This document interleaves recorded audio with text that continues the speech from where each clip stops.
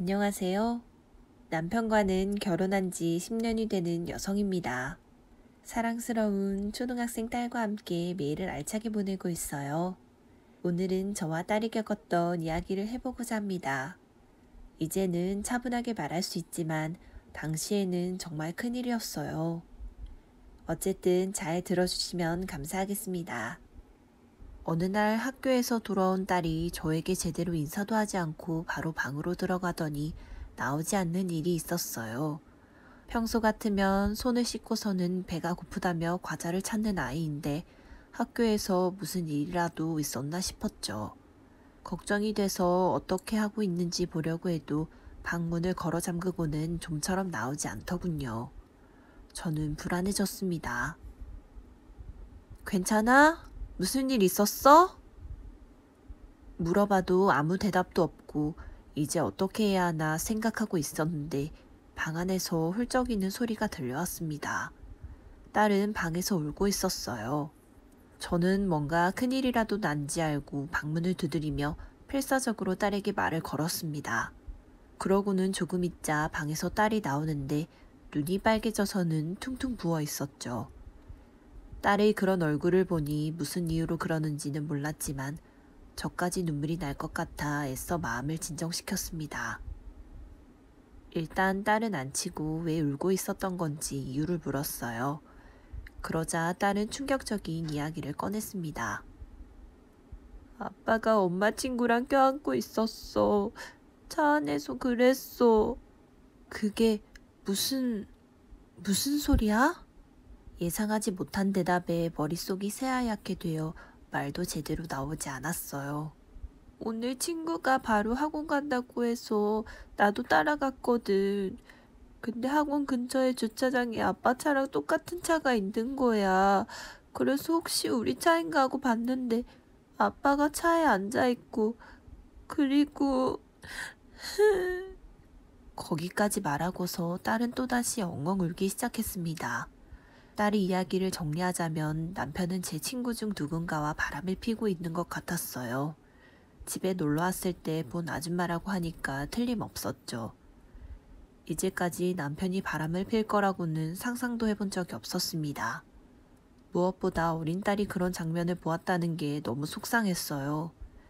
지금은 그저 딸을 안아주는 것밖에 할 수 없어서 딸을 꼭 안고 그렇게 한동안 함께 울었습니다. 한참을 울고 나니 조금 마음이 진정되더군요. 어느새 늦은 시간이 되어서 서둘러 저녁밥을 준비하려고 하는데 갑자기 스마트폰이 울렸습니다. 화면을 확인하자 남편으로부터 메시지가 와 있었어요. 오늘 야근이라서 좀 늦을 것 같아. 밥은 알아서 챙겨 먹을게. 내용을 확인한 저는 몸이 굳어버렸습니다. 딸은 무언가 눈치챈 듯 저에게 말을 걸었어요. 아빠 언제 온대? 오늘은 야근이라고 그러시네. 아빠는 거짓말쟁이야. 나랑 엄마한테 거짓말하고 있어. 딸은 화를 내고 있었지만 얼굴은 슬픈 표정이었습니다. 엄마가 좀 알아볼 테니까 일단 아빠한테는 비밀로 하자. 딸은 고개를 끄덕이며 저에게 또다시 안겼어요. 저는 무슨 일이 있어도 딸을 지켜야 한다고 생각했습니다. 그날은 딸과 이른 시간에 잠이 들었어요. 아침에 일어나자 남편이 없길래 어제 집에 왔다가 다시 출근했다는 걸 알았죠. 딸을 학교에 보내고 저는 부지런히 채비를 해서 심부름센터에 찾아갔습니다. 살면서 제가 이런 곳에 올 거라고는 생각도 해본 적이 없었어요. 남편의 외도를 조사하려고 왔다고 하자 조사에는 1개월 정도 시간이 걸린다고 하더군요. 혹시 남편이 바람을 피우고 있는 것을 확인하면 증거 자료를 정리해서 보고서를 만들기 전에 일단 연락을 준다고 했습니다. 그쪽에서 연락이 오기까지 약 일주일이라는 시간이 걸렸어요. 그 시간이 너무 길게 느껴져서 남편과 함께 있는 것이 정말 고통스러웠습니다. 제 친구 중 한 사람과 바람이라니요. 원래 친구랑 그런 짓을 하고 있다고 생각하니 너무 불쾌했어요. 딸도 그날 이후 남편에게는 가까이 가지 않게 되었습니다. 아무것도 모르는 남편은 혹시 딸에게 사춘기가 빨리 찾아온 것이 아니냐며 저에게 묻기도 했어요.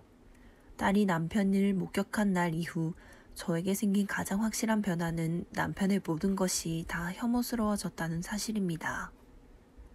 심부름센터에서 연락을 받은 날은 드디어 남편의 실체를 알 수 있다는 기쁨과 두려움이 반씩 있었던 것 같아요. 중간 보고서라고 쓰여진 제목의 메일을 열자 거기에는 사진이 첨부되어 있었어요. 저는 사진을 보고 아, 남편이 정말 바람을 피고 있구나 하고 실감했습니다. 딸이 알려준 대로 친구가 다니는 학원 근처의 주차장에서 찍힌 사진도 있었죠. 스크롤을 내리려던 저는 함께 찍힌 여성의 얼굴이 선명히 나온 사진을 보고 경악할 수밖에 없었습니다. 불륜 상대는 저와 꽤나 친분이 두터운 친구였기 때문이죠. 솔직히 예상 밖이었어요. 앞으로 누구도 믿을 수가 없을 것만 같았습니다. 거기에 딸이 현장을 보았을 때 받은 충격을 생각하면 마음이 너무 안 좋고 미안한 마음이 들었어요. 남편을 향한 강한 분노가 끌어올랐습니다. 심부름센터에서는 재판에 제출할 수 있는 보고서를 작성하는 데에는 조금 더 시간이 필요하다고 했어요. 저는 지금이라도 당장 사진을 들이밀며 따지고 싶은 것을 참으며 아무것도 없었다는 듯이 생활할 수밖에 없었습니다. 딸을 생각하면 남편과 이혼하는 것이 맞는지 많은 고민도 되었어요. 딸은 남편의 외도에 대해 어떻게 되었는지 매일 물었기 때문에 결국 저는 솔직히 말하는 것을 선택했습니다. 엄마를 배신한 아빠가 싫어. 무슨 일이 있어도 나는 엄마 편이야. 금방이라도 울 것 같은 얼굴로 안기는 딸을 저는 강하게 끌어안아 주었어요. 우리를 배신한 남편과는 이제 더 이상 함께 살 수 없었습니다. 저는 이혼을 결심했어요. 또다시 심부름센터에서 정식 보고서가 도착하기까지는 약 1개월 정도의 시간이 걸렸습니다. 저와 딸은 남편과 이야기하는 시간이 줄어들어 점차 남편을 인간으로 생각하지 않게 되었습니다. 모르면 몰랐지 남편이 외도한다는 사실을 알게 되니 남편이라는 사람이 너무 불결하게 느껴졌어요. 매일 잘 씻어서 정말 몸이 더러운 것은 아니었지만 아무래도 그런 느낌이 드는 것은 어쩔 수가 없었죠. 남편을 인간이라고 생각하고 행동하는 것이 괴로웠어요. 없는 사람 취급하고 공기처럼 대하면서 저와 딸은 마음을 지키려고 했던 것일지도 모르겠습니다. 남편은 야근을 하는 날도 있었지만 정시에 종종 돌아오기도 했기 때문에 같이 집에서 저녁을 먹게 되는 일도 있었어요. 아무런 티를 안 내고 평소처럼 대해야 했지만 딸과 저는 남편이 이제 인간으로 보이지 않았기 때문에 식사를 하면서도 아무런 대화를 하지 않는 날들이 이어져 갔습니다. 그러던 어느 날 남편이 야근한다며 메시지를 보낸 날이 있었는데 연락과는 다르게 이른 시간에 귀가한 날이 있었어요. 딸과 밥을 먹으며 즐겁게 이야기를 나누고 있었는데 생각지도 못한 타이밍에 남편이 들어와서 한순간에 대화가 멈추었습니다. 나 왔어. 오늘 빨리 왔지? 저기, 지금 무시하는 거야? 말을 걸어오는 남편이 마치 보이지 않는다는 듯 저희는 무시했어요. 밥은? 화를 내는 목소리가 들려왔지만 전혀 개의치 않았습니다. 남편이라는 존재는 이제 제 마음속에는 없었어요. 집안의 가장을 무시하는 거야? 남편이 소리치며 식탁을 두드리자 테이블 위에 있던 그릇이 몇 개 바닥에 떨어졌습니다. 저는 무심한 얼굴로 떨어진 그릇을 주었어요. 그리고는 다시 차분히 밥을 먹기 시작했습니다. 딸과 제가 이렇게 나오니 남편은 좀 걱정이 되기 시작했는지 초조한 내색을 내보이며 말했습니다. 저기 혹시 내가 안 보이는 건 아니지? 여보, 내가 미안해. 잔업이라고 했는데 너무 빨리 왔지? 학교는 좀 어때? 재밌게 잘 다니니? 요즘 학교 이야기를 해주지 않으니 뭔 엄마한테만 이야기하지 말고 아빠도 알고 싶은데. 남편은 필사적이었어요. 왜 자꾸 무시하는 거야? 내가 뭘 잘못했다고 이래? 말 좀 해봐. 무시하지 좀 말고. 하소연을 하던 남편은 아무런 반응을 보이지 않는 저희가 이제는 무서워졌는지 안방에서 짐을 챙기더니 곧 집을 나갔습니다. 남편은 자신의 외도가 들켰다고는 생각하지 못하는 듯 했어요. 더 이상 계속 집에 있지 못하고 집을 나갔죠. 그렇게 남편이 집을 나가고 2주가 지난 무렵 심부름센터에서 정식 보고서가 도착했어요. 시간이 지나며 딸도 사실을 받아들인 건지 예전과 같은 모습으로 돌아왔습니다. 배신자 남편이 집에 돌아오지 않아 우리 둘이서 잘 생활하고 있었어요. 심부름센터에서 받은 보고서를 가지고 변호사 사무실을 방문한 저는 남편의 외도 때문에 이혼하고 싶다고 상담했어요. 저를 담당하게 된 변호사는 대부분의 증거는 거의 모인 것 같다며 이혼 절차를 진행하기 위한 서류를 준비해 주었죠. 며칠 내로 남편과 상간녀 친구 앞으로 내용 증명을 보낼 예정이었는데 문제는 남편이 집을 나가서 지금 어디에 있는지 모른다는 사실이었습니다. 저는 하는 수 없이 남편이 확실하게 받을 수 있도록 근무하는 직장으로 서류를 보낼 수밖에 없었어요. 그로부터 이틀이 지나자 집에 돌아온 딸과 함께 있는 저녁 시간에 친구로부터 연락이 왔습니다. 변호사가 작성한 내용 증명 서류에는 개인 간에 직접 연락을 하지 않도록 주의사항이 명시되어 있었지만 신경 쓰지 않은 모양이었습니다. 전화를 받지 않고 계속 무시하면 좋았을 텐데 이대로 연락을 피하다가 혹시 집에 딸이 있는데 갑자기 집에 찾아오면 곤란하다고 생각해 전화를 받기로 했어요. 지인은 매우 화를 내며 기세 좋게 말을 쏟아내었습니다. 야, 이게 무슨 소리야? 나한테 위자료 청구라니 뭐 착각하는 거 아니야? 네 남편이 나를 꼬드기길래 어쩔 수 없이 상대해줬구만. 나한테 위자료를 청구하다니 이게 말이 돼? 저의 위자료 청구가 납득하지 않는 모양이었죠. 잔뜩 분노를 표출하는 지인에게 저는 냉정하게 대응했습니다. 남편이 그랬다고는 해도 결국 네가 그걸 받아들였으니 문제 아니야? 꼬시는 게 싫었으면 거부하면 되는 거잖아. 그러지 않았다는 건 너도 좋아서 그랬다고 밖에는 보이지 않는데? 아니, 거부를 못할 정도로 그랬다니까? 그러면 나한테 상담이라도 했어야 하는 거 아니야? 왜 내가 임신했을 때도 그러고 다녔어? 너네 10년 전부터 그랬다는 거 내가 모르는 줄 알지? 어떻게 그걸... 목소리에서 동요와 두려움이 느껴졌습니다. 사실 언제부터 바람을 피웠는지 다 조사해 두었어요. 남편이 일로 집에 없을 때 심부름센터 직원이 집을 방문하는 일이 있었거든요. 그때 남편 서재를 같이 조사했는데 지금 쓰는 노트북이 아니라 예전 노트북을 서랍에서 발견했어요.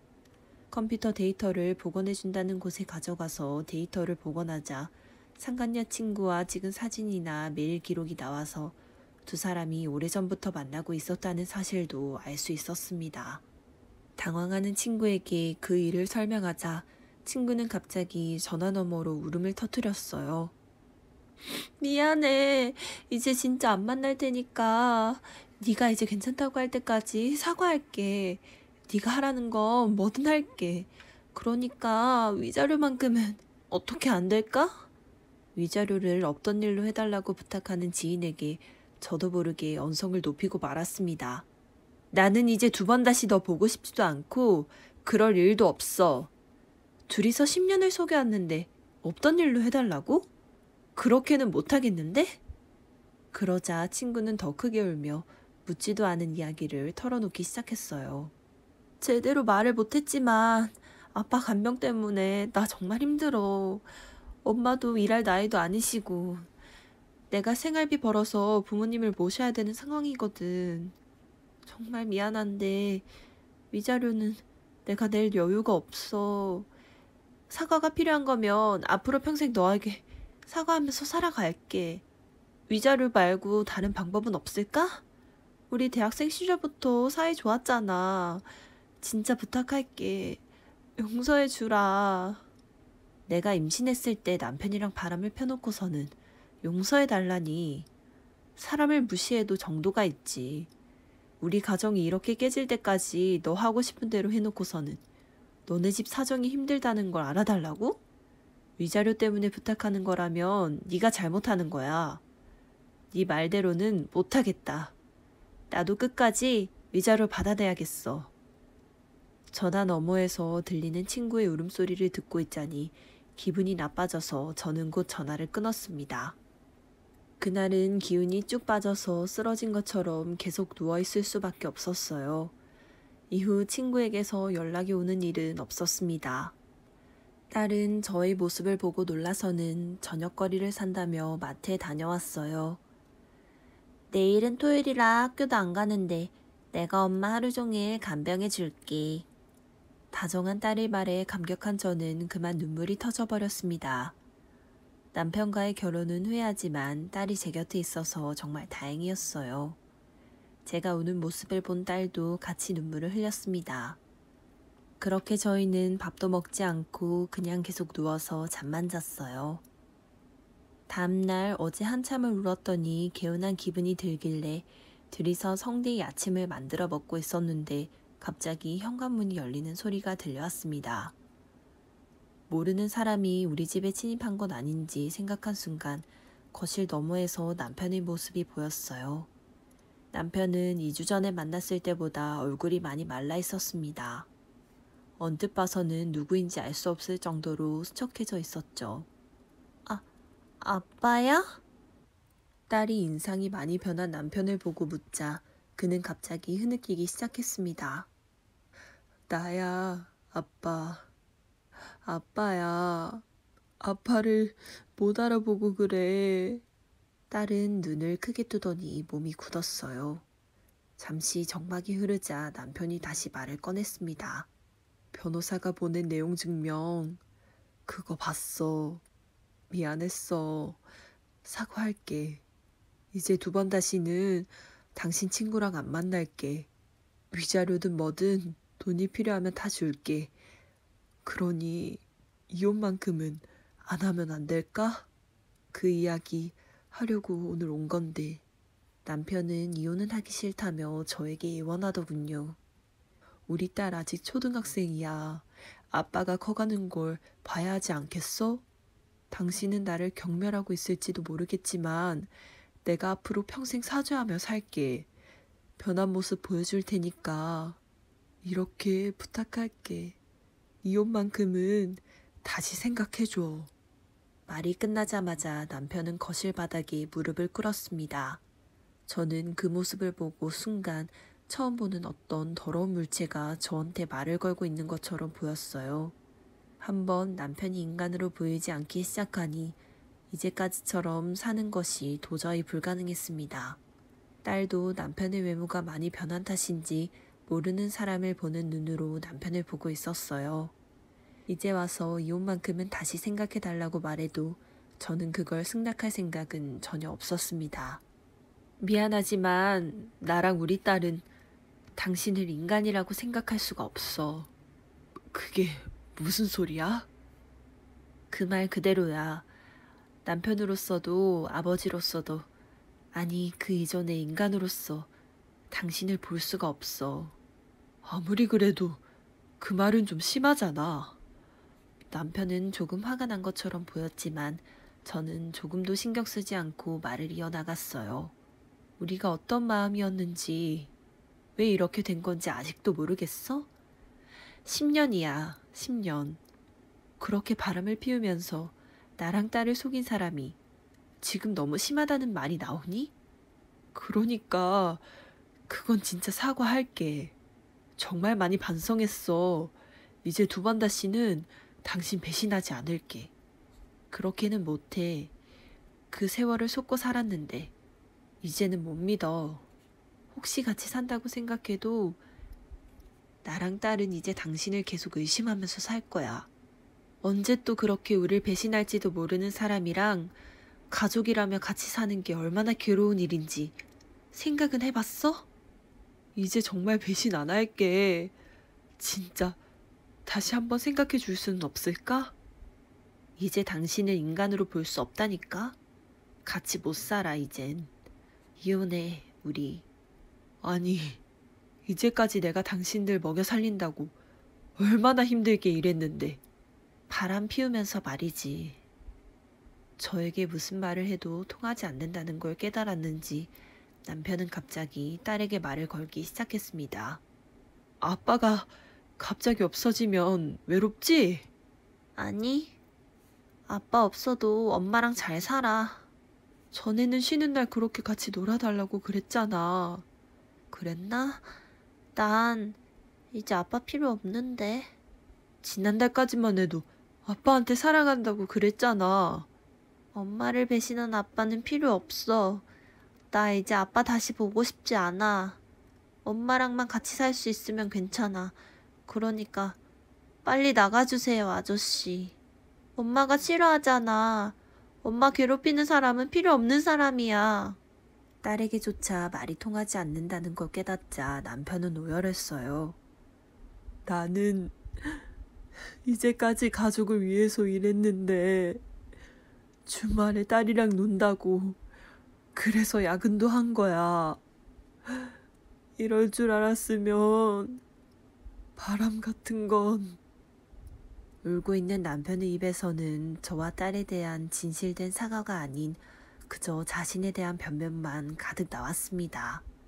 저는 그저 기가 막혀서 아무 말도 할 수가 없었어요. 남편은 1시간가량을 그렇게 있다가 울음을 그치고 그 자리에 앉은 채로 조금도 움직이지 않았어요. 저와 딸은 남편을 내버려 두고 청소와 세탁과 같은 집안일을 하면서 평소처럼 생활했습니다. 밥을 차리면서도 물론 저희 것만 준비했어요. 남편은 밥하는 냄새를 맡았는지 배고파 라며 중얼거렸지만 저와 딸에게는 아무것도 들리지 않았습니다.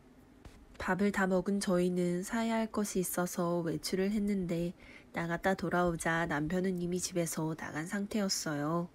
그날 이후 딸과 저는 둘이서 잘 생활하고 있습니다.